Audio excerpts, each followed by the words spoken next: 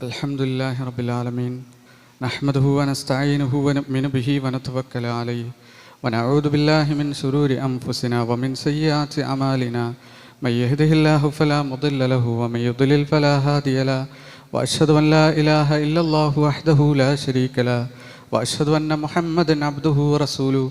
أرسله بالهدى ودين الحق ليظهره على الدين كله ولو كره المشركون اللهم صل على محمد وعلى آل محمد كما صليت على إبراهيم وعلى آل إبراهيم إنك حميد مجيد وبارك على محمد وعلى آل محمد كما باركت على إبراهيم وعلى آل إبراهيم إنك حميد مجيد أما بعد فإن أصدق الحديث كتاب الله وخير السنن سنن محمد صلى الله عليه وسلم وشر الأمور محدثاتها وكل أمور محدثة بدعة وكل بدعة ضلالة وكل ضلالة في النار يا أيها الناس اتقوا ربكم الذي خلقكم من نفس واحدة وخلق منها زوجها وبث منهما رجالا كثيرا ونساء واتقوا الله الذي تساءلون به والأرحام إن الله كان عليكم رقيبا أعوذ بالله السميع العليم من الشيطان الرجيم بسم الله الرحمن الرحيم يا أيها الذين آمنوا اتقوا الله حق تقاته ولا تموتن إلا وأنتم مسلمون വിശ്വാസികളെ അല്ലാഹു സുബ്ഹാനഹു വ തആലയെ ഭയപ്പെട്ടുകൊണ്ട് അവൻ്റെ വിധിവിലക്കുകൾ പാലിച്ചുകൊണ്ട് ജീവിക്കണമെന്ന് സ്വന്തത്തെ മറക്കാതെ നിങ്ങൾ ഓരോരുത്തരോടും വസിയത്ത് ചെയ്യുകയാണ്, ഉപദേശിക്കുകയാണ്. അത്തരത്തിൽ അള്ളാഹുവിനെ ഭയപ്പെടുന്ന മുത്തഖീങ്ങളിലും മുഖ്ലിസീങ്ങളിലും അള്ളാഹു നമ്മളെ ഏവരെയും ഉൾപ്പെടുത്തി അനുഗ്രഹിക്കുമാറാകട്ടെ. വിശുദ്ധ ഖുർആനിൽ ഇബ്ലീസ് അള്ളാഹുവിൻ്റെ മുമ്പിൽ വെച്ച് നമ്മളെ അള്ളാഹുവിനെ നന്ദി ചെയ്യുന്ന, അള്ളാഹുവിനെ ആരാധിക്കുന്ന വിശ്വാസികളെ വഴിതെറ്റിക്കുന്ന അവൻ്റെ നയതന്ത്രം അത് 4 രീതിയിലാണ് എന്ന് പറയുന്ന ആയത്തുകളിലൂടെയാണ് നമ്മൾ പോയിക്കൊണ്ടിരുന്നത്. അവിടെ പിശാച് പറയുന്ന വാചകം ആയിക്കൊണ്ട് വിശുദ്ധ ഖുർആൻ പറയുന്നത് സുമ്മല ആത്തിയന്നഹും മിൻ ബൈനി ഐദീഹിം വമിൻ ഖൽഫിഹിം വൻ ഐമാനിഹിം വൻ ശമാഇലിഹിം എന്നാണ്.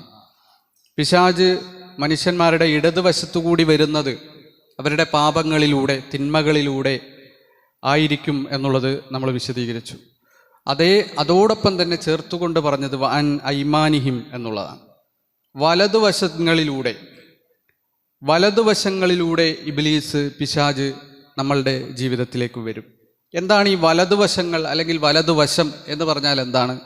സാധാരണഗതിയിൽ വലത് എന്നുള്ളത് പ്രതീകാത്മകമായി നമ്മൾ സൂചിപ്പിക്കാറുള്ളത് നല്ലതിനെ അല്ലെങ്കിൽ നന്മയെ സൂചിപ്പിക്കാൻ വേണ്ടിയാണ്. വിശുദ്ധ ഖുർആനിലും തിരുസുന്നത്തിലുമൊക്കെ അതിന് ധാരാളം ഉദാഹരണങ്ങൾ നമുക്ക് കാണാൻ സാധിക്കും. സാധാരണ ഭാഷയിൽ തന്നെ നമ്മൾ ഭാഷാപരമായി അത്തരം പ്രയോഗങ്ങൾ ഉപയോഗിക്കാറുണ്ട്. അസ്ഹാബുൽ മൈമനത്തി മാ അസ്ഹാബുൽ മൈമന എന്ന് വിശുദ്ധ ഖുർആൻ പറയുന്നത് നമുക്ക് കാണാൻ സാധിക്കും. വലതുവശക്കാർ, ആരാണ് ഈ വലതുവശക്കാർ എന്ന് പറയുന്നത് വിശുദ്ധ ഖുർആനിൽ മിക്കവാറും സ്ഥലങ്ങളിൽ നമുക്ക് കാണാൻ സാധിക്കും. വഅമ്മാമൻ ഊതിയ കിതാബഹു ബിയമീനിഹി, വലത് കൈയിൽ ഗ്രന്ഥം ലഭിക്കുന്ന മനുഷ്യന്മാർ, അവരുടെ വലത് കൈയിൽ ഗ്രന്ഥം ലഭിക്കാൻ കാരണം അവരുടെ ഗ്രന്ഥങ്ങളിൽ നന്മകൾ നിറഞ്ഞതാണ് എന്നുള്ളത് വിശുദ്ധ ഖുർആൻ പറയുന്നത് നമുക്ക് കാണാൻ സാധിക്കും. അതുപോലെ പ്രവാചകൻ സല്ലല്ലാഹു അലൈഹി വസല്ലമ നല്ല കാര്യങ്ങളൊക്കെ ചെയ്യുമ്പോൾ, ഭൗതികമായ കാര്യങ്ങൾ, ഹറാമല്ലാത്ത എല്ലാ കാര്യങ്ങളും ചെയ്യുന്നതിൽ മുന്തിക്കാൻ വേണ്ടി അദ്ദേഹത്തിൻ്റെ ചര്യയായിക്കൊണ്ട് പഠിപ്പിച്ചത് വലത് കൈ കൊണ്ട് ചെയ്യുക എന്നുള്ളത്. യുഹിബ്ബു അത്തയമ്മുൻ ഫി തനഉലിഹി വതറജുലിഹി വശഅനിഹി കുല്ലിഹി എന്നൊക്കെ ഹദീസിൽ കാണാൻ സാധിക്കും. പ്രവാചകൻ എന്ത് ചെയ്യുമ്പോഴും ആരംഭിക്കാൻ വേണ്ടി മുൻഗണന നൽകിയിരുന്നത് വലതുവശത്തെയാണ്, വലത് കയ്യെയാണ് എന്നൊക്കെ നമുക്ക് ഹദീസിൽ കാണാം. അപ്പോൾ ഈ വലതുവശം എന്ന് പറയുമ്പോൾ നന്മ എന്നുള്ളതിന് സമാനമായ ഒരു രീതിയിൽ ഭാഷാപരമായി നമ്മൾ വലതുവശം എന്ന് ഉപയോഗിക്കാറുണ്ട്. എങ്ങനെയാണ് പിശാച് നമ്മളുടെ നന്മകളിലൂടെ നമ്മളെ വഴിതെറ്റിക്കുക? എങ്ങനെയാണ് നന്മ ചെയ്യുന്നൊരു മനുഷ്യൻ അത് തിന്മയാക്കി മാറ്റാൻ പിശാചിന് എങ്ങനെയാണ് സാധിക്കുക? എങ്ങനെയാണ് നമ്മളുടെ പുണ്യകർമ്മങ്ങൾ നമ്മൾക്ക് നരകവും ശിക്ഷയും അള്ളാഹുവിൻ്റെ കോപവും നൽകപ്പെടുന്നതാക്കി മാറ്റാൻ ഇബ്ലീസ് പ്രയോഗിക്കുന്ന കുതന്ത്രം എന്താണ് എന്ന് നമ്മൾ കൃത്യമായി മനസ്സിലാക്കേണ്ടതുണ്ട്. പിശാചിനെ സംബന്ധിച്ചിടത്തോളം നന്മ ചെയ്യുന്നൊരു മനുഷ്യനെ അവൻ ഏറ്റവും ഇഖ്ലാസോടുകൂടി അള്ളാഹ്ക്ക് വേണ്ടി ഒരുപാട് പണിയെടുക്കുന്ന ഒരു വ്യക്തിയാണെങ്കിൽ, ഒരു വിശ്വാസിയാണെങ്കിൽ അവനിലായിരിക്കും പിശാചിൻ്റെ കുതന്ത്രം ഏറ്റവും കൂടുതൽ അവൻ ക്രിയാത്മകമായി സർഗാത്മകമായി പ്രയോഗിക്കുക എന്നുള്ളത് സ്വാഭാവികമായി നമുക്ക് മനസ്സിലാക്കാവുന്നൊരു കാര്യമാണ്. കാരണം മറ്റൊരു മനുഷ്യൻ, ഒരു കാഫിറായ മനുഷ്യൻ അല്ലെങ്കിൽ ഒരു ഫാസിക്കായ മനുഷ്യനെ സംബന്ധിച്ചിടത്തോളം അവനെക്കൊണ്ട് തിന്മ ചെയ്യിപ്പിക്കാൻ അധികമൊന്നും ആലോചിക്കേണ്ട ആവശ്യമില്ല. എന്നാൽ ഒരു വിശ്വാസിയെ സംബന്ധിച്ചിടത്തോളം അവനെക്കൊണ്ട് തിന്മ ചെയ്യിപ്പിക്കാനും അവൻ്റെ നന്മകളെ തിന്മയാക്കി മാറ്റാനും ഒക്കെയുള്ള വഴി എന്ന് പറഞ്ഞാൽ കുറേ ആലോചിച്ച് സർഗാത്മകമായി ചിന്തിച്ചിട്ടൊക്കെ നടക്കുള്ളൂ. അതുകൊണ്ട് തന്നെ പിശാച് കണ്ടെത്തിയ ഏറ്റവും വലിയ മാർഗമാണ് നമ്മളുടെ മനസ്സിൽ ഉജ്ബ് ഉണ്ടാക്കുക എന്നുള്ളത്. ഉജ്ബ്, ഒരുപാട് നന്മ ചെയ്യുന്ന മനുഷ്യന്മാർ അവരുടെ മനസ്സിൽ പിശാചുണ്ടാക്കുന്ന, ഇബ്ലീസ് ഉണ്ടാക്കുന്ന ഒരു പ്രവണതയാണ്, ഒരു പ്രതിഭാസമാണ് ഉജ്ബ് എന്ന് പറയുന്നത്. അതിന് മലയാളത്തിൽ ആത്മാരാധന, ആത്മപ്രേമം, ആത്മാനുരാഗം എന്നൊക്കെ പറയാം. ഇംഗ്ലീഷിൽ നാർസിസിസം എന്നൊക്കെ പറയും. നമ്മളുടെ മനസ്സിൽ നമ്മൾ ഏറ്റവും ഉഷാറാണ്, നമ്മൾ പുണ്യവാന്മാരാണ്, നമ്മളെല്ലാം തികഞ്ഞവരാണ്, എനിക്കെന്താ ഒരു കുഴപ്പമില്ലാത്ത നല്ലൊരു വിശ്വാസിയാണ് ഞാൻ എന്നുള്ള ചിന്ത നമ്മളുടെ മനസ്സിലേക്ക് ഇട്ടുതരികയും നമ്മൾ സ്വയം പുണ്യവാന്മാരാണെന്നും പരിശുദ്ധമാണെന്നുമൊക്കെ നമ്മളെപ്പറ്റി ചിന്തിക്കുന്ന ഒരു പ്രവണത ഉണ്ടാക്കി തരിക. ഈ ആത്മപ്രേമം പിന്നീട് അഹങ്കാരത്തിലേക്ക് എത്തും എന്നുള്ളതാണ് അതിൻ്റെ രണ്ടാമത്തെ ഘട്ടം. അപ്പോൾ നമ്മളെ മനസ്സിൽ നമ്മളെക്കൊണ്ട് തന്നെ ചിന്തയുണ്ടാക്കാണ്. ആരാധനയുടെ കാര്യത്തിൽ, ആത്മീയമായ കാര്യത്തിൽ, ഇസ്ലാമിൻ്റെ കാര്യത്തിൽ ഞാൻ ഏറ്റവും ഉഷാറാണ്, ഞാൻ മറ്റുള്ളവരിൽ നിന്നെല്ലാം ഉഷാറാണ്, ഞാൻ എല്ലാ നന്മകളും ചെയ്യുന്ന, പരമാവധി നന്മകൾ ചെയ്യുന്ന, തിന്മകളിൽ നിന്നൊക്കെ വിട്ടു നിൽക്കുന്ന ഒരു മാതൃകയായ ഒരു വ്യക്തിയാണ് ഞാൻ എന്ന് നമ്മളെക്കൊണ്ട് തന്നെ ചിന്തിപ്പിക്കുക എന്നുള്ളതാണ് ഉജ്ബ് എന്ന് പറയുന്നത്, ആത്മാനുരാഗം എന്ന് പറയുന്നത്. വിശുദ്ധ ഖുർആൻ സൂറത്ത് നിസായിൽ പറയുന്നത് കാണാൻ സാധിക്കും. അലം തറ ഇലല്ലദീന യുസക്കൂന അൻഫുസഹും, നീ കണ്ടില്ല നബിയെ ചില ആളുകളെ, അവരുടെ പ്രത്യേകത എന്താണ്? യുസക്കൂന അൻഫുസഹും, അവർ സ്വന്തമായി പരിശുദ്ധി പറയുകയാണ്, ഞാൻ നല്ലവനാണെന്ന് സ്വയം പറയുന്നവരാണവർ എന്ന് വിശുദ്ധ ഖുർആൻ നബിയുടെ കാഴ്ചയെ തിരിച്ചുവിടുന്നത്, ശ്രദ്ധയെ തിരിച്ചുവിടുന്നത് കാണാൻ സാധിക്കും. എന്നിട്ട് അള്ളാഹു അതിനെപ്പറ്റി പറഞ്ഞത് എന്താണ്? ബലില്ലാഹി യുസക്കി മയ്യശ, അള്ളയാണ് യഥാർത്ഥത്തിൽ ഒരു മനുഷ്യൻ പരിശുദ്ധനാണോ, ഒരാൾ പുണ്യവാനാണോ, ഒരു നല്ല മനുഷ്യനാണോ എന്ന് തീരുമാനിക്കേണ്ടത് അള്ളയാണ്. വലാ യുദ്ലിമൂന ഫത്തീല, ഒരു തരിമ്പ് പോലും അള്ളാഹുവിൻ്റെ വിധിയിൽ തെറ്റുപറ്റൂല. അള്ളാഹ്ക്ക് കൃത്യമായി മനസ്സിലാക്കാൻ പറ്റും ഏറ്റവും നല്ല മനുഷ്യനാരാണ്, നല്ല പുണ്യവാനായ മനുഷ്യനാരാണ്, സ്വർഗത്തിന് അർഹതപ്പെട്ട മനുഷ്യനാണ് ആരാണ്, ഏറ്റവും നല്ല വിശ്വാസി ആരാണ് എന്നൊക്കെ മനസ്സിലാക്കാൻ, അതിലൊരു തെറ്റുകൂടാതെ ഒരു തരിമ്പ് പോലും തെറ്റില്ലാതെ മനസ്സിലാക്കാൻ കഴിയുന്നവൻ റബ്ബ് മാത്രമാണ്, അള്ളാഹ് മാത്രമാണ്. അള്ളാഹ്ക്ക് മാത്രമേ അറിയുള്ളൂ നമ്മൾ നല്ലവരാണോ അല്ലേ എന്ന്, നമ്മൾ സ്വർഗത്തിൽ പോകുമോ ഇല്ലേ എന്ന് അള്ളാഹ്ക്ക് മാത്രമേ അറിയുള്ളൂ. അള്ളാഹിൻ്റെ റഹ്മത്തിന് അർഹതപ്പെട്ട കർമ്മവും വിശ്വാസവും നന്മയും നമ്മൾ ചെയ്യുന്നുണ്ടോ ഇല്ലേ എന്ന് നമുക്കൊരിക്കലും ഉറപ്പിക്കാൻ കഴിയില്ല. അതുകൊണ്ടാണ് അമ്പിയാക്കൾ പോലും പേടിച്ചുകൊണ്ട് പരലോകത്ത് നിൽക്കുന്നത്. എന്തിനാ അമ്പിയാക്കൾ പേടിക്കുന്നത്? നബിയല്ലേ, ഞാൻ എന്തായാലും സ്വർഗത്തിൽ പോകുമെന്ന് വിചാരിച്ചവർ. പക്ഷേ അവരുടെ മനസ്സിൽ ഉജ്ബില്ല, അവരുടെ മനസ്സിൽ ആത്മപ്രശംസയില്ല, ആത്മാനുരാഗമില്ല, ഞാൻ രക്ഷപ്പെട്ടവനാണ്, ഞാൻ പരിശുദ്ധനാണ് എന്ന ചിന്ത തരിമ്പ് പോലും അവരുടെ മനസ്സിലില്ല. അപ്പോൾ തീർത്തും ഒരു പ്രശ്നവുമില്ലാതെ, ഒരു അനീതിയില്ലാതെ, ഒരു തെറ്റുമില്ലാതെ നമ്മളെ വിധിക്കാൻ നമുക്ക് പറ്റൂല. നമ്മൾ ഒരിക്കലും നമ്മളെ വിധിക്കരുത്, നന്മയുടെ കാര്യത്തിൽ വിധിക്കാൻ പാടില്ല. നമ്മളൊരു ദുഷ്ടനാണെന്നോ മോശക്കാരനാണെന്നോ വിധിക്കാൻ പാടില്ലാത്തതുപോലെ തന്നെ ഞാൻ ഏറ്റവും നല്ല വിശ്വാസിയാണ്, എല്ലാം പൂർണ്ണനായവനാണ്, പരിശുദ്ധനാണ് എന്ന് വിധിക്കാനുള്ള അധികാരവും നമുക്കില്ല. തരിമ്പ് എന്നുള്ളതിന് ഫത്തീല എന്നാണ് വിശുദ്ധ ഖുർആൻ ഉപയോഗിച്ചത്. നമ്മൾ പരിഭാഷ എടുത്ത് നോക്കിയാൽ ഫത്തീല എന്നുള്ളതിന് തരിമ്പ് എന്നാണ് കാണാം. പക്ഷെ യഥാർത്ഥത്തിൽ അതിൻ്റെ അർത്ഥം എന്താണ്? അൽ ഖൈത്തുർ റഖീഖ് അൽ മൗജൂദ് ഫി ശഖ്ഖി ഔ ബത്നി നുവാത്ത് തംറ, ഒരു ഈത്തപ്പഴം നമ്മൾ പറിച്ചാൽ അതിൻ്റെ ഉള്ളിലുള്ള കുരു, ആ കുരുവിൻ്റെ ഇടയിൽ ഒരു മുറിവ് നമുക്ക് കാണാൻ സാധിക്കും, ഒരു വര. ആ വരയുടെ ഉള്ളിൽ ഒരു നാരുണ്ടാകും. ആ നാര് നമ്മൾ വലിച്ചെടുത്താൽ, സൂക്ഷ്മമായി നോക്കിയാൽ കിട്ടുന്ന ആ നാര്, അത്ര പോലും അനീതി അല്ലാഹു സുബ്ഹാനഹു വ തആല നമ്മൾ വിധിക്കുന്ന കാര്യത്തിൽ ചെയ്യില്ല. അള്ളാഹ്ക്ക് കൃത്യമായി അറിയാം എല്ലാ കാര്യങ്ങളും. പക്ഷെ നമുക്കറിയില്ല, നമ്മൾ നല്ലവരാണെന്ന് ഉറപ്പിക്കാൻ നമുക്കൊരു വകുപ്പുമില്ല. എന്നിട്ട് അല്ലാഹ് പറയാണ്, ഉൻദുർ കൈഫ യഫ്തറൂന അലല്ലാഹിൽ കദിബ്, സ്വന്തമായി പരിശുദ്ധരാക്കുന്ന മനുഷ്യന്മാർ, സ്വന്തമായി നല്ലവനാണെന്ന് വിധിക്കുന്ന മനുഷ്യന്മാർ, യഫ്തറൂന അലല്ലാഹിൽ കദിബ്, അള്ളാഹുവിൻ്റെ മേൽ കളവാണ് അവൻ കെട്ടിച്ചമക്കുന്നത്. അവൻ പറയുന്നത് അള്ളാഹ് എന്നെ നന്നാക്കി, അള്ളാഹ് എനിക്ക് സ്വർഗം തരുമെന്ന് കളവാണ് അവൻ പറയുന്നത്. വഖഫ ബില്ലാഹി ഇസ്മൻ മുബീന, വഖഫ ബിഹി ഇസ്മൻ മുബീന, തിന്മക്ക് നരകത്തിന് ഇത് തന്നെ മതി. ഒരു മനുഷ്യന് ഉജ്ബുണ്ടായാൽ തന്നെ അവൻ നരകത്തിൽ പോകും. ഒരുപാട് നന്മകൾ ചെയ്തിട്ടുണ്ട്, ഒരുപാട് സേവനങ്ങൾ ചെയ്തിട്ടുണ്ട്, പുണ്യകർമ്മങ്ങൾ ചെയ്യുന്നുണ്ട്, ആരാധനകൾ ചെയ്യുന്നുണ്ട്. പക്ഷെ ഉള്ളിൽ ഉജ്ബുണ്ടെങ്കിൽ, ആത്മപ്രശംസയുണ്ടെങ്കിൽ, ആത്മ അനുരാഗമുണ്ട് എങ്കിൽ വഖഫ ബിഹി ഇസ്മ മുബീന, അത് തന്നെയാണ് വ്യക്തമായ തിന്മ. തിന്മ ചെയ്യാൻ പിന്നെ വേറെ ഏതെങ്കിലും ഒരു തിന്മ ചെയ്യേണ്ട ആവശ്യമില്ല. മനസ്സിൽ ഇങ്ങനെ ഒരു ചിന്തയുണ്ടായാൽ മതി. ഇബ്നു മസ്ഊദ് റളിയല്ലാഹു അൻഹു പറയാണ്, അൽ ഹലാകു ഫിസ്നതൈൻ, രണ്ട് കാര്യങ്ങൾ നമ്മളെ നശിപ്പിക്കും. ഒരു വിശ്വാസിയെ നശിപ്പിക്കുന്ന രണ്ട് കാര്യങ്ങളിൽ ഒന്ന് അൽ ഖനൂത്ത് എന്നുള്ളതാണ്. അള്ളാഹുവിൻ്റെ റഹ്മത്തിനെ പറ്റി, പരലോകത്ത് രക്ഷപ്പെടുമോ എന്നുള്ള കാര്യത്തിൽ നിരാശ ഉണ്ടാവുക. ഞാൻ രക്ഷപ്പെടൂല, ഞാൻ മോശക്കാരനാണ് എന്ന് വിചാരിക്കുന്നത് തിന്മയാണ്, നമ്മളെ നശിപ്പിക്കുന്ന കാര്യമാണ്. അതുപോലെ ഒരു മനുഷ്യനെ നശിപ്പിക്കുന്ന കാര്യമാണ് അൽ ഉജ്ബ്, ഞാൻ രക്ഷപ്പെട്ടവനാണ്, ഞാൻ നന്മ ചെയ്യുന്നവനാണ്, ഞാൻ പുണ്യവാനാണ് എന്ന് ചിന്തിക്കലും ഒരു മനുഷ്യനെ നശിപ്പിക്കലാണ്. കാരണം ആത്മീയമായ ധാർമ്മികമായ വളർച്ച അതോടുകൂടി അവസാനിക്കും. ഒരു മനുഷ്യന് വളരണമെന്നുള്ള ചിന്ത ഉജ്ബുള്ള ഒരു മനുഷ്യനെ സംബന്ധിച്ചിടത്തോളം ഉണ്ടാവില്ല. കാരണം ഓൾറെഡി ഞാൻ സമ്പൂർണ്ണനാണ്, എനിക്കിനി ഒന്നും എടുക്കാനില്ല, ഒന്നും കളയാനില്ല, എല്ലാം സമ്പൂർണ്ണനായൊരു മനുഷ്യനാണ് ഞാൻ എന്നുള്ള ചിന്ത ഉജ്ബ് നമ്മളുടെ മനസ്സിലുണ്ടാക്കും. അപ്പോൾ അതിനോട് തുടർന്നുകൊണ്ട് രണ്ട് തെറ്റുകൾ നമ്മളുടെ മനസ്സിൽ വരും. എന്താണത്? ഞാൻ തെറ്റൊന്നും ചെയ്യുന്നില്ല, ഞാൻ പരമാവധി നന്മ ചെയ്യുന്നുണ്ട്, എനിക്കൊന്നും തിരുത്താനില്ല. അതാണ് അടുത്ത ചിന്ത. ആരെങ്കിലും എന്തെങ്കിലും ഒന്ന് പറഞ്ഞ് തിരുത്തി കഴിഞ്ഞാൽ ഒരിക്കലും തിന്മകൾ, തെറ്റുകൾ, നിലപാടുകളിലെ പ്രശ്നങ്ങൾ തിരുത്താൻ മനുഷ്യന്മാർ തയ്യാറാവില്ല. ജീവിതത്തിൽ ആത്മീയമായി വളരാൻ കഴിവുറ്റ, അതിനെ സാധ്യമാക്കുന്ന നന്മകൾ എന്തെങ്കിലും ഒന്ന് ഉൾക്കൊള്ളാൻ മനസ്സിൽ ചിന്തയുണ്ടാവില്ല. ഉമർ ഇബ്നുൽ ഖത്താബ് റളിയല്ലാഹു അൻഹു വിശ്വാസികളുടെ കൂട്ടത്തിൽ രണ്ടാം സ്ഥാനമായി കൊണ്ട് നമുക്ക് എണ്ണാവുന്ന മഹാനായ ഉമർ ഇബ്നുൽ ഖത്താബ് റളിയല്ലാഹു അൻഹു, അശ്റത്തുൽ മുബശ്ശിരീനായിട്ടുള്ള നബി മുഖത്ത് നോക്കി 10 പേരുടെ കാര്യത്തിൽ വിധി നൽകി, ഇവർ സ്വർഗത്തിലാണ് എന്ന്. അങ്ങനെയുള്ള 10 പേരിൽ രണ്ടാമനായ ഉമർ ഇബ്നുൽ ഖത്താബ് റളിയല്ലാഹു അൻഹു, പിശാജ് ഉമർ ഇബ്നുൽ ഖത്താബ് റളിയല്ലാഹു അൻഹു ഒരു വഴിയിലൂടെ പോയ പിശാജ് വേറെ വഴി നോക്കുമെന്ന് പറഞ്ഞ ഉമർ ഇബ്നുൽ ഖത്താബ് റളിയല്ലാഹു അൻഹു, അദ്ദേഹം പറഞ്ഞതായിക്കൊണ്ട് ചരിത്ര ഗ്രന്ഥത്തിൽ ഇങ്ങനെ കാണാൻ സാധിക്കും. ലൗ നാദ മുനാദിം ഫിസ്സമാ, ആകാശത്ത് ഒരു മനുഷ്യനിങ്ങനെ വിളിച്ചു പറയാണ്, അല്ലെങ്കിൽ ഒരു മലക്ക് വിളിച്ചു പറയാണ്. പരലോകത്തെല്ലാവരും മഹ്ശറയിലുള്ള സമയത്ത് ഒരു മലക്ക് വന്നിട്ട് വിളിച്ചു പറയാണ്, അയ്യുഹന്നാസ്, അല്ലയോ മനുഷ്യന്മാരെ, നിങ്ങളെല്ലാവരും ഇവിടെ കൂടിയിട്ടുണ്ടല്ലോ, ഇന്നക്കും ദാഖിലൂനൽ ജന്നല കുല്ലുക്കും അജ്മഈൻ, നിങ്ങളെല്ലാവരും സ്വർഗത്തിൽ പോകാൻ പോവാണ്, സന്തോഷിച്ചോളൂ, എല്ലാവരും സ്വർഗത്തിൽ പോകും. ഇല്ല റജുലൻ വാഹിദ, ഒരൊറ്റ ആളൊഴികെ ബാക്കി എല്ലാവർക്കും സ്വർഗത്തിൽ പോകാം എന്ന് മലക്ക് വന്നിട്ടൊരു വിളംബരം ചെയ്തു എന്ന് വിചാരിക്കുക.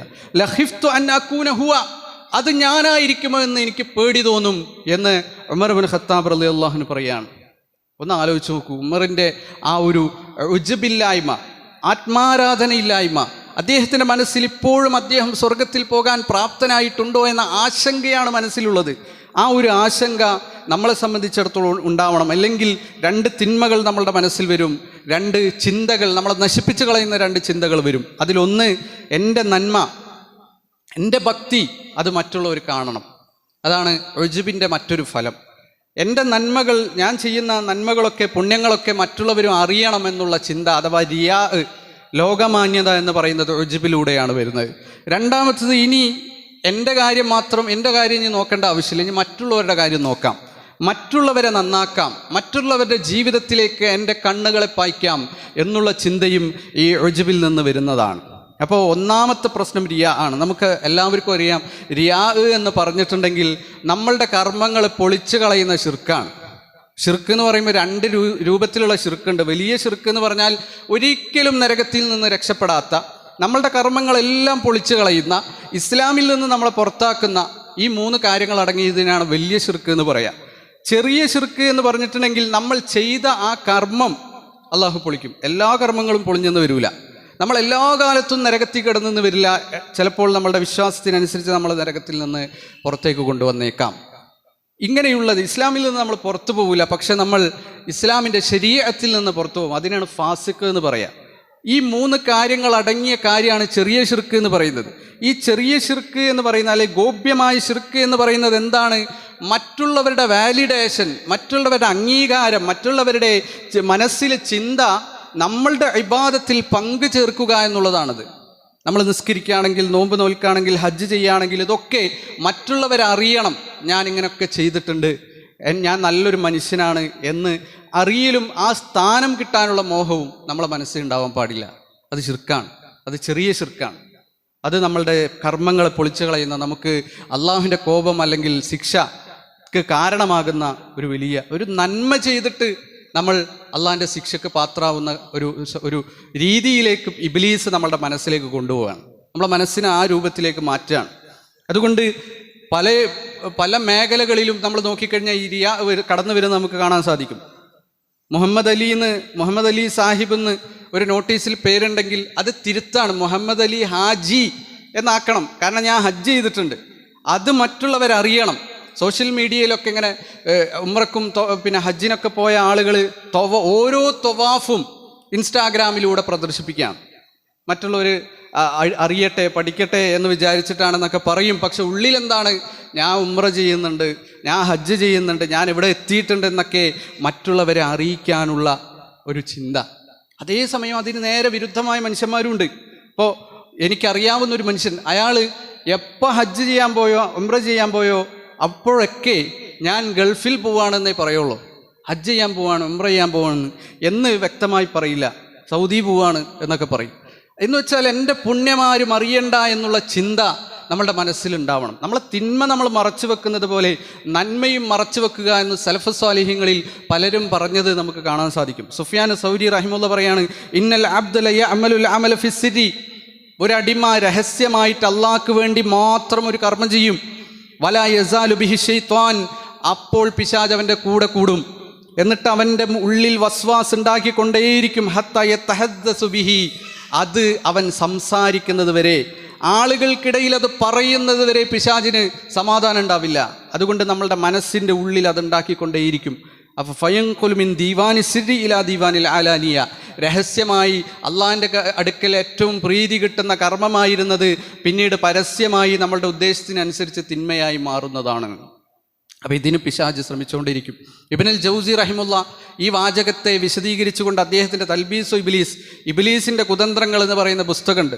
ആ പുസ്തകത്തിൽ അദ്ദേഹം പറയാണ്, വമിൻഹും മൻ യുഖ്ബിറു ബിമാ ഖദ് സ്വാമ, ഒരുപാട് കാലം ചെയ്ത പുണ്യകർമ്മങ്ങളൊക്കെ ഇത്തരത്തിൽ റിയാ മൂലം നശിപ്പിച്ച് കളയുന്ന മനുഷ്യന്മാരുണ്ട്. അല്യോം മുന്തു 20 സന മാ അഫ്തർതു, 20 വർഷമായി ഞാൻ ഒരിക്കലും നോമ്പ് മുറിക്കാതെ ഇടവിട്ട് ഞാൻ നോമ്പ് നോറ്റിട്ടുണ്ട് എന്നുള്ള, അതൊക്കെ എത്ര വലിയ കർമ്മമാണ്. അള്ളാഹിൻ്റെ മുമ്പിൽ സ്വർഗത്തിൽ പോകാൻ അത് മാത്രം ചിലപ്പോൾ മതിയാവും.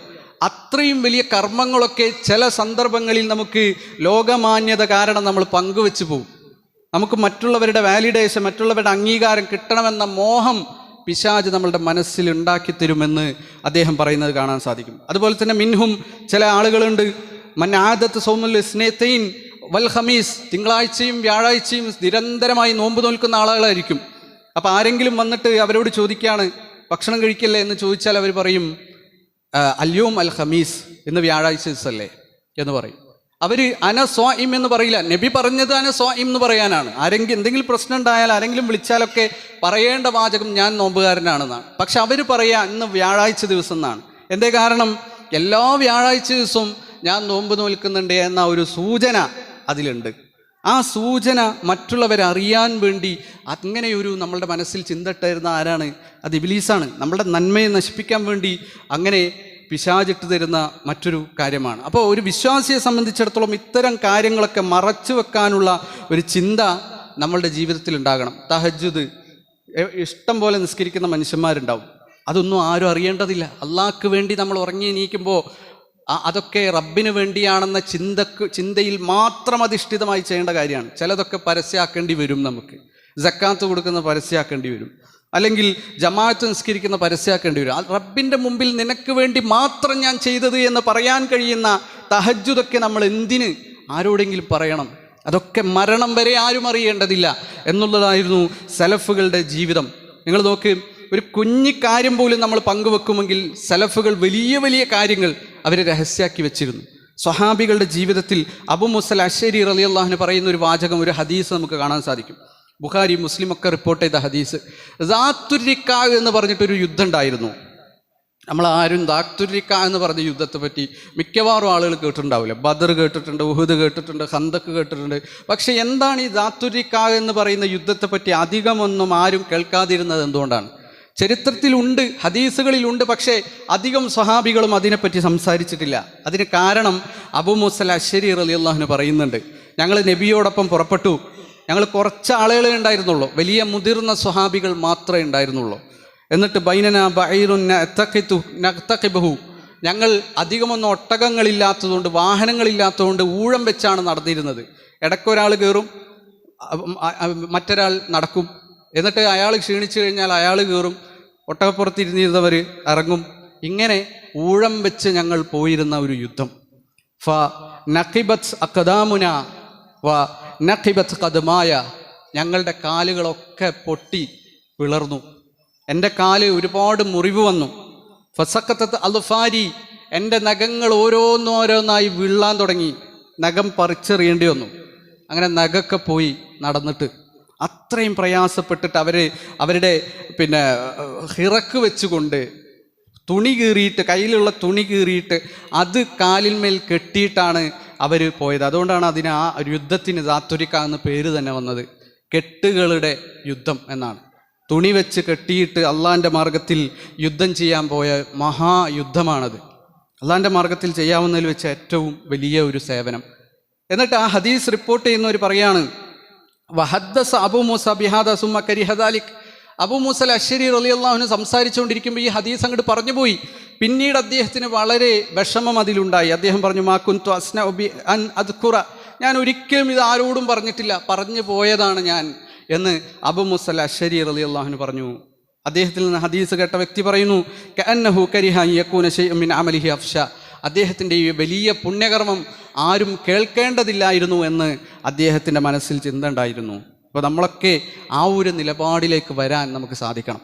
ആളുകളുടെ ഇടയിൽ അംഗീകാരം കിട്ടാനല്ല നമ്മൾ ഇബാദത്തുകൾ ചെയ്യുന്നത്. നമ്മൾ നന്മകൾ ആരെങ്കിലും അംഗീകരിച്ചാലേ ശരിയാവുള്ളൂ എന്നുള്ള ചിന്ത നമ്മളെ മനസ്സിലുണ്ടാവരുത്. നമ്മളുടെ പുണ്യങ്ങൾ അള്ളാഹ്ക്ക് വേണ്ടിയാണ്, പരലോകത്തിന് വേണ്ടിയാണ് നമ്മളുടെ സേവനങ്ങൾ മുഴുവൻ എന്ന് ചിന്തിച്ചുകൊണ്ട് ജീവിക്കാൻ ഒരു വിശ്വാസിക്ക് സാധിക്കണം. അതിൽ നിരാശയുണ്ടാക്കുന്ന, അതിൽ കളങ്കമുണ്ടാക്കുന്നത് ഇബ്ലീസിൻ്റെ കുതന്ത്രമാണ് എന്ന് നമ്മൾ തിരിച്ചറിയേണ്ടതുണ്ട്. ഇത് രണ്ടാമത്തൊരു ഘട്ടത്തിലേക്ക് പോകും. അതോടുകൂടി ഇനി എനിക്കൊന്നും ശരിയാവേണ്ടതില്ല, ഞാനെല്ലാം ഉഷാറാണ്, എൻ്റെ കാര്യങ്ങളൊക്കെ മറ്റുള്ളവർ അറിയണം എന്നതിനപ്പുറം മറ്റുള്ളവരൊന്നും പോരാ എന്നുള്ള ചിന്ത, അതാണ് കിബിർ. അവിടെയാണ് കിബിർ വരിക. അവരൊന്നും പോരാ, അവരെക്കാളൊക്കെ ശരി ഞാനാണ്, അവരെക്കാളൊക്കെ നന്മ എനിക്കാണ്. ഗോമത്തുന്നാസ്, എന്താണ് ഈ കിബിർ എന്ന് നബി തന്നെ പറഞ്ഞു. ഗോമത്തുന്നാസ് എന്ന് പറഞ്ഞാൽ എന്താ? ഇഹ്തിഖാറുഹും, അവരെ ചെറുതായി കാണുക. അത് ഏതെങ്കിലും പണത്തിൻ്റെ കാര്യത്തിലോ സൗന്ദര്യത്തിൻ്റെ കാര്യത്തിലോ ഒന്നും ഒതുങ്ങി നിൽക്കുന്ന ഒരു കാര്യമല്ല. പുണ്യത്തിൻ്റെ കാര്യത്തിലും ചെറുതായി കാണാം, അവരൊന്നും പോരാ എന്ന് തോന്നാം. അപ്പോൾ എന്ത് ചെയ്യും? നമ്മളുടെ ഒരു തിന്മയും കാണാതെ, ഒരു ന്യൂനതയും കാണാതെ മറ്റുള്ളവരുടെ ന്യൂനത കാണുന്ന രീതിയിലേക്ക് നമ്മളുടെ ചിന്ത പോകും. ഒരു ഖുത്തുബ കേട്ടാൽ ഈ ഖുത്തുബ ഇന്ന ആൾ കേൾക്കേണ്ടതായിരുന്നു എന്നായിരിക്കും മനസ്സിൽ വരിക. ഒരു ഖുർആൻ ക്ലാസ് കേട്ടാൽ ഇതിൽ മറ്റുള്ളവർ ഇന്ന ആൾക്കാർ വരണമായിരുന്നു. ഒരു പുസ്തകം ഉണ്ടെങ്കിൽ ഈ പുസ്തകം മറ്റാൾ വായിക്കേണ്ടതാണ് എന്നൊക്കെയാണ് നമ്മളുടെ മനസ്സിൽ ചിന്ത വരിക. ഒരു ഖുത്തുബ പറയുന്ന ആളുണ്ടെങ്കിൽ, ക്ലാസ് എടുക്കാൻ പോകുന്ന ആളുണ്ടെങ്കിൽ അയാളോട് പറയും ഇന്ന വിഷയങ്ങൾ പറയണം, ഇവിടുത്തെ പ്രശ്നം എന്ന് പറഞ്ഞാൽ ഇന്ന ആൾക്കാരാണ്, അവരെ വിമർശിച്ചുകൊണ്ട് ഖുത്തുബ പറയണം, അല്ലെങ്കിൽ ക്ലാസ് എടുക്കണം, അവരെ നിരൂപണം ചെയ്തുകൊണ്ട് അവരെ നന്നാക്കാൻ വേണ്ടി കാര്യങ്ങൾ പറയണം എന്നൊക്കെ പല നാടുകളിലും നടക്കുന്ന വിഷയങ്ങളാണ്. അപ്പോൾ നമ്മൾ നന്മ കൽപ്പിക്കുന്നത്, തിന്മ വിരോധിക്കുന്നത് പോലും മറ്റുള്ളവർക്ക് വേണ്ടി എന്നുള്ള രീതിയിലേക്ക് മാറിപ്പോവാണ്. അത് പാടില്ല. ദഅവത്തിൻ്റെ പ്രചോദനം എന്ന് പറഞ്ഞാൽ അത് അള്ളാഹുവിൽ നിന്ന് പ്രതിഫലം കിട്ടാനാണ്. നമ്മൾ നന്മ കൽപ്പിക്കുകയും തിന്മ വിരോധിക്കുകയും ചെയ്യുന്നുണ്ടെങ്കിൽ അത് അള്ളാഹുവിൽ നിന്ന് പ്രതിഫലം ലഭിക്കാനും ഗുണകാംക്ഷ കൊണ്ടുമാണ്, അവർ നന്നാവണമെന്നുള്ള ഗുണകാംക്ഷയും കൊണ്ടാണ്. പക്ഷേ അത് നമുക്ക് കുറ്റം പറയാനും കുത്തിപ്പറയാനും അപമാനിക്കാനും വ്യക്തിഹത്യ നടത്താനും രഹസ്യങ്ങൾ ചോർത്താനും ദ്രോഹിക്കാനും വേണ്ടി മതത്തെയും നന്മയെയും ഉപയോഗിക്കുന്ന രീതിയിലേക്ക് പിശാച് നമ്മളുടെ മനസ്സിൽ കിബിറിട്ട് തരും.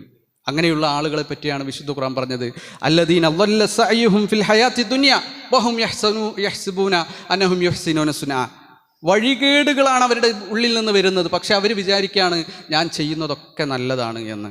അങ്ങനെയുള്ള നഷ്ടക്കാരിൽ നമ്മൾ പെട്ടുപോകാൻ പാടില്ല. അവരാണ് അഖ്സരീന അമാല, കർമ്മങ്ങൾ ഒരുപാട് ചെയ്തിട്ടും അതൊക്കെ നഷ്ടത്തിലായി പോയ ആളുകൾ. അല്ലാഹു സുബ്ഹാനഹു വ തആല അത്തരത്തിലുള്ള ആളുകളിൽ പെടാതിരിക്കാനും അതിൽ നിന്ന് രക്ഷപ്പെടാനുമുള്ള സൗഭാഗ്യം നമുക്ക് ഏവർക്കും നൽകി അനുഗ്രഹിക്കുമാറാകട്ടെ.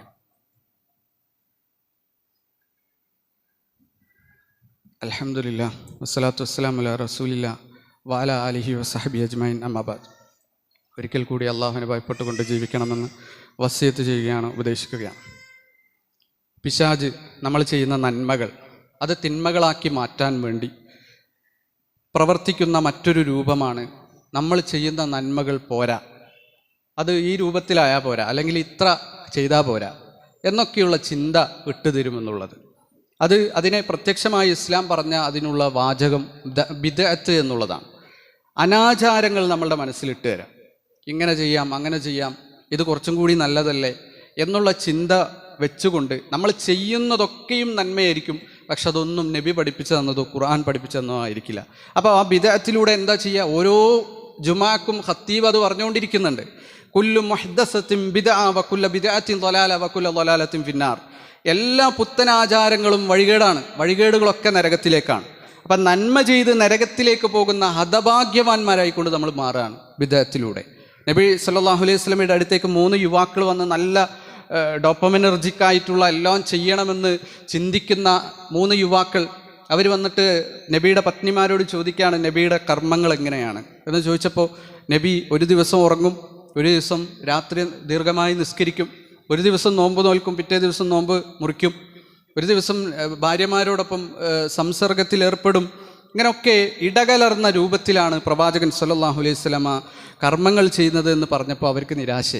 ഇതൊന്നും പോരാ, നബി ചെയ്ത നന്മ പോരാ, ഇതിലും കൂടുതൽ ചെയ്യണം. കാരണം നബിക്കെല്ലാം പൊറുക്കപ്പെട്ടിട്ടുണ്ടല്ലോ, നമുക്കെല്ലാം പൊറുക്കപ്പെട്ടിട്ടില്ല. അപ്പോൾ അതുകൊണ്ട് നമുക്ക് കുറച്ചും കൂടി ഉണ്ടാക്കാം. ഒരാൾ പറഞ്ഞു, ഞാൻ ഇനി ഒരിക്കലും കല്യാണം കഴിക്കില്ല, ഭാര്യമാരുമായിട്ടുള്ള ജീവിതം എനിക്കിനി വേണ്ട, ഞാൻ കംപ്ലീറ്റ് അള്ളാഹ്ക്ക് വേണ്ടി സമർപ്പിക്കാം, ഞാൻ എല്ലാ ദിവസവും നോമ്പ് നോൽക്കാണ് എന്ന് മറ്റൊരാൾ പറഞ്ഞു. ഇങ്ങനെ ഓരോ ശബ്ദങ്ങളും ചെയ്തുകൊണ്ട് ആ യുവാക്കൾ അവിടുന്ന് പോയി. നബിയുടെ പത്നിമാരുടെ അടുത്തേക്ക് നബി വന്ന സമയത്ത് നബിയോട് ഈ കാര്യം പറഞ്ഞപ്പോൾ നബി സല്ലല്ലാഹു അലൈഹി വസല്ലമക്ക് വളരെയധികം ദേഷ്യമാണ് ഉണ്ടായത്. പ്രവാചകൻ്റെ മുഖം ചുവന്നു. അദ്ദേഹം ആ യുവാക്കളെ കണ്ടെത്തി അവരോട് തിരുത്തി, ഇത് എൻ്റെ സുന്നത്താണ്, ഫമൻ റഗിബ അൻ സുന്നത്തി ഫലൈസ മിന്നി, എൻ്റെ ചര്യയെ വെറുക്കുന്നവരാരാണോ അവർ എന്നിൽപ്പെട്ടവനല്ല. കർമ്മങ്ങൾ ചെയ്യണമെങ്കിൽ അത് നബി പഠിപ്പിച്ച പോലെ തന്നെ ആകണം. ഫദ്കുറുല്ലാഹ കമാ അല്ലമക്കും, സൂറത്തുൽ ബഖറയിലെ 239-ാമത്തെ ആയത്ത്. നിങ്ങൾ അള്ളാഹിനെ ഓർക്കുന്നുണ്ടെങ്കിൽ, ദിക്ർ ചൊല്ലുന്നുണ്ടെങ്കിൽ അത് അള്ളാഹ് പഠിപ്പിച്ചതുപോലെ ചെയ്യണം. സല്ലു കമാ റഅയ്തുമൂനി ഉസല്ലി, ഞാൻ നമസ്കരിക്കുന്നത് എങ്ങനെ കണ്ടോ അതുപോലെ നിങ്ങൾ നിസ്കരിക്കണം. ഹുദു അന്നി മനാസിക്കും, നിങ്ങളുടെ ആരാധനാ കർമ്മങ്ങൾ എന്നിൽ നിന്ന് നിങ്ങൾ എടുക്കുക എന്നൊക്കെ ആവർത്തിച്ച് വിശുദ്ധ ഖുർആനും തിരുസുന്നത്തും നമ്മളെ പഠിപ്പിച്ചുകൊണ്ടിരിക്കുന്നത് നബി ചെയ്തതാണ് ഏറ്റവും വലിയ പുണ്യകർമ്മം എന്നാണ്. പക്ഷേ ആളുകൾക്ക് അത് പോരാ, ഇതൊന്നും പോരാ, ഇനിയും ചെയ്യണം, ഇനിയും കർമ്മങ്ങൾ നല്ലത് ഇനിയും ഇസ്ലാമിലേക്ക് ഉണ്ടാക്കണം. അങ്ങനെയാണ് ഇസ്ലാമിലെ ഓരോ ബിദ്അത്തുകളും കടന്നു വരുന്നത്. നമ്മുടെ നാട്ടിൽ ഇപ്പോഴും ഏറ്റവും കൂടുതൽ വസ്വാസ് ഉണ്ടാക്കുന്ന ഒരു കാര്യമാണ് നബിയോടുള്ള സ്നേഹമല്ലേ ഈ നബിദിനം എന്നൊക്കെ പറഞ്ഞാൽ. നബിയെ പുകഴ്ത്തല്ലേ, നബിക്ക് വേണ്ടിയിട്ട് നബിയുടെ സാന്നിധ്യം, അദ്ദേഹം ഈ ലോകത്തേക്ക് വന്നു എന്നുള്ളതിനെ ആഘോഷിക്കല്ലേ, സന്തോഷിക്കല്ലേ, ഇത് നന്മയല്ലേ എന്ന് ചിന്ത ഇബ്ലീസ് നമുക്ക് ഇട്ടുതരാണ്. നബി പഠിപ്പിച്ചു തന്ന 2 ആരാധനകളിൽ ഒതുങ്ങാൻ ഒരു വിശ്വാസിക്ക് സാധിക്കണം. അതാണ് വിശ്വാസത്തിൻ്റെ ഏറ്റവും വലിയ പ്രതിഫലനം എന്ന് പറയുന്നത്. നബി പഠിപ്പിച്ചതിൽ ഒതുങ്ങാൻ കഴിയുക. നബി 11 റക്അത്താണ് രാത്രി നമസ്കാരം, അത് വിത്രാകട്ടെ, തറാവീഹാകട്ടെ, ഖിയാമുല്ലൈലാകട്ടെ, തഹജ്ജുദാകട്ടെ, 11-ലപ്പുറം നബി നിസ്കരിച്ചിട്ടില്ല എന്ന് പറയുമ്പോൾ അത് കുറച്ചും കൂടി റക്അത്ത് ഉണ്ടാക്കിയാലേ എനിക്ക് മനസ്സമാധാനം വരുന്നുള്ളൂ എന്ന് പറയുന്നുണ്ടെങ്കിൽ അത് യഥാർത്ഥത്തിൽ വന്ന് പറയുന്നത് നമ്മളുടെ അമലുകളെ തെറ്റിക്കാൻ വേണ്ടിയുള്ള പിശാചിൻ്റെ വസ്വാസാണ്. ഇതിലൊരു സംശയവും നമുക്കുണ്ടാവരുത്. 11-ന്ന് ഇപ്പോൾ ആളുകൾ സംശയത്തിലാണ്, വിശ്വാസികൾ തന്നെ ബിദ്അത്തിനെ എതിർക്കുന്നവരെന്ന് തന്നെ ഇപ്പോൾ സംശയത്തിലാണ്. കുറച്ചും കൂടി അങ്ങോട്ട് കൂട്ടിക്കൂടെ. പണ്ഡിതന്മാരൊക്കെ പറഞ്ഞിട്ടില്ലേ, ഈ പണ്ഡിതന്മാരെ അനുധാവനം ചെയ്യാനല്ല ഇസ്ലാം വന്നത്, നബി സല്ലല്ലാഹു അലൈഹി വസല്ലം വന്നത്. നബി പറഞ്ഞത് 2 കാര്യങ്ങൾ നിങ്ങൾക്ക് ഞാൻ വിട്ടയച്ചു പോയിട്ടുണ്ട്, ഖുർആനും ഹദീസും. ഇതല്ലാത്ത എന്ത് നിങ്ങൾ മുറുകെ പിടിച്ചാലും നിങ്ങൾ വഴിതെറ്റും. ഇത് 2 മുറുകെ പിടിച്ചാൽ നിങ്ങൾ വഴിതെറ്റില്ല. പിന്നെ എന്തിനു നമ്മൾ ഖുർആനിലും ഹദീസിലും ഇല്ലാത്തത് നോക്കി പോകണം? അപ്പോൾ ഇല്ലാത്ത നോമ്പുകൾ, മിഅ്റാജ് നോമ്പ്, ബറാഅത്ത് നോമ്പ്, ഇങ്ങനെയുള്ള കാര്യങ്ങളൊക്കെ ഇസ്ലാമിലേക്ക് കൊണ്ടുവരുന്ന ബിദ്അത്തുകൾ, അത് യഥാർത്ഥത്തിൽ നമ്മുടെ നന്മകളിലൂടെ പിശാച് നമ്മളെ പിടിക്കുക. അതാണ് വാൻ ഐമാനിഹിം, അവരുടെ വലതുവശത്തു കൂടിയും ഞാൻ വരുമെന്ന് പിശാച് ഇബ്ലീസ് പറയാനുള്ള കാരണം. അല്ലാഹു സുബ്ഹാനഹു വ തആല അത്തരത്തിലുള്ള വഴികേടിൽ നിന്ന്, പിശാചിൻ്റെ കുതന്ത്രങ്ങളിൽ നിന്ന് രക്ഷപ്പെട്ട വിശ്വാസികളിൽ നമ്മളേവരെയും ഉൾപ്പെടുത്തി അനുഗ്രഹിക്കുമാറാകട്ടെ. നമ്മളുടെ ജീവിതത്തിൽ വന്നു പോയിട്ടുള്ള ചെറുതും വലുതുമായ, രഹസ്യവും പരസ്യവുമായ എല്ലാ തെറ്റുകുറ്റങ്ങളും അള്ളാഹു പുറത്തു മാപ്പാക്കി തരുമാറാകട്ടെ. നമുക്ക് മുമ്പ് കഴിഞ്ഞു പോയിട്ടുള്ള വിശ്വാസിനികൾക്ക് അള്ളാഹു മഗ്ഫിറത്തും റഹ്മത്തും നൽകി അനുഗ്രഹിക്കുമാറാകട്ടെ. പട്ടിണി മൂലം, ദാരിദ്ര്യം മൂലം, കടങ്ങൾ മൂലം, രോഗങ്ങൾ മൂലം ഒരുപാട് പ്രയാസങ്ങൾ അനുഭവിക്കുന്ന എല്ലാ വിശ്വാസികൾക്കും അള്ളാഹു ശമനവും സൗഖ്യവും നൽകി അനുഗ്രഹിക്കുമാറാകട്ടെ. ജീവിതത്തിൻ്റെ എല്ലാ മേഖലകളിലും അള്ളാഹു ബർക്കത്തുകൾ നൽകി അനുഗ്രഹിക്കുമാറാകട്ടെ. നമ്മളുടെ ഈ പള്ളിയുടെ നിർമ്മാണവും പരിപാലനവുമായി ബന്ധപ്പെട്ടുകൊണ്ട് ഒരുപാട് സേവനങ്ങൾ ചെയ്ത സഹോദരൻ, അദ്ദേഹത്തിൻ്റെ കുടുംബത്തിനും എല്ലാം അള്ളാഹു തക്കതായ പ്രതിഫലം നൽകി അനുഗ്രഹിക്കുമാറാകട്ടെ. അല്ലാഹുമ്മ ഗ്ഫിർ ലിൽ മുഅ്മിനീന വൽ മുഅ്മിനാത്ത് വൽ മുസ്ലിമീന വൽ മുസ്ലിമാത്ത് അൽഅഹ്യാഇ മിൻഹും വൽ അംവാത്ത് ഇന്നക മുജീബു ദഅവാതി യാ ഖാദിയൽ ഹാജാത്ത് റബ്ബനാ ലാ തുആഖിദ്നാ ഇൻ നസീനാ വഅഖ്തഅനാ ربنا ولا تحمل علينا إصرا كما حملته على الذين من قبلنا ربنا ولا تحملنا ما لا طاقة لنا به واغفر لنا وارحمنا أنت مولانا فانصرنا على القوم الكافرين ربنا آتنا في الدنيا حسنة وفي الآخرة حسنة وقنا عذاب النار ربنا تقبل منا إنك أنت السميع العليم وتب علينا إنك أنت التواب الرحيم آمين آمين آمين برحمتك يا أرحم الراحمين.